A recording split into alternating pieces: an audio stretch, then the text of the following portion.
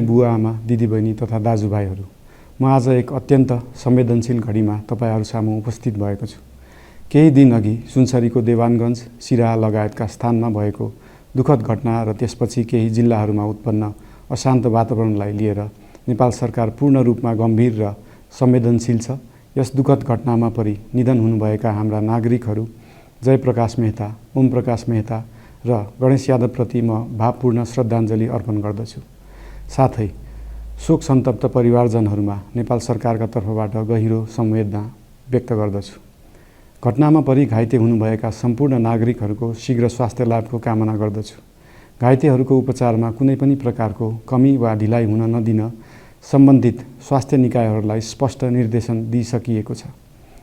घटना भए लगत्तै सबै सुरक्षा निकायहरूले तत्काल घटनास्थलमा पुगेर परिस्थितिलाई सामान्य बनाउने, थप अप्रिय घटना हुन नदिने र शान्ति सुरक्षा कायम गर्ने प्रयास निरन्तर गरिरहेका छन्। घटनाको निष्पक्ष छानबिन गरी दोषीलाई कडा कानुनी कारबाही गर्न गृह मन्त्रालयले छानबिन समिति गठन गरिसकेको छ। म सबैमा विश्वास दिलाउन चाहन्छु कि यो छानबिन पूर्ण रूपमा निष्पक्ष र पारदर्शी हुनेछ। घटनामा संलग्न दोषी जो कोही भए पनि कानुनी दायरामा ल्याउन सरकार प्रतिबद्ध छ।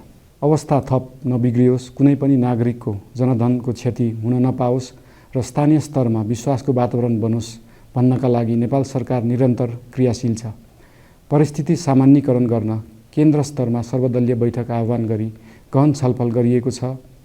स्थानीय तहसम्मै जनप्रतिनिधि, नागरिक समाज, विभिन्न धार्मिक गुरुहरू, समुदायका अगुवा तथा सामाजिक व्यक्तित्वहरूसँग निरन्तर संवाद भइरहेको छ। स्थानीय स्थितिको प्रत्यक्ष अनुगमन गर्न, पीडित पक्षसँग संवाद गर्न र शान्ति सुरक्षालाई थप सुदृढ बनाउन गृहमन्त्री स्वयं सो स्थानमा पुगिसक्नु भएको छ। साथै देशको समग्र शान्ति सुरक्षाको अवस्थाबारे गम्भीर समीक्षा गर्न राष्ट्रिय सुरक्षा परिषदको बैठक बसी परिस्थिति अनुसारका आवश्यक निर्णयहरू समेत गरिसकिएको छ। यस्तो संवेदनशील घडीमा सामाजिक सञ्जाल वा अन्य माध्यमबाट असत्य, अपुष्ट सूचना, अफवाह, घृणा फैलाउने सामग्री वा समुदायबीच वैमनस्य बढाउने अभिव्यक्ति प्रचार प्रसार नगराउन अनुरोध गर्दछु। साथै सरकारी निकायहरूबाट जारी भएका आधिकारिक तथ्य र सूचना मात्र विश्वास गर्न विशेष आग्रह गर्दछु। प्रत्येक नागरिकको जीवधनको रक्षा गर्नु, सामाजिक सद्भाव जोगाउनु र समाजमा शान्ति कायम राख्नु राज्यको सर्वोच्च र प्राथमिक दायित्व हो। आगामी दिनमा पनि राज्य थप सतर्क र संवेदनशील रहनेछ।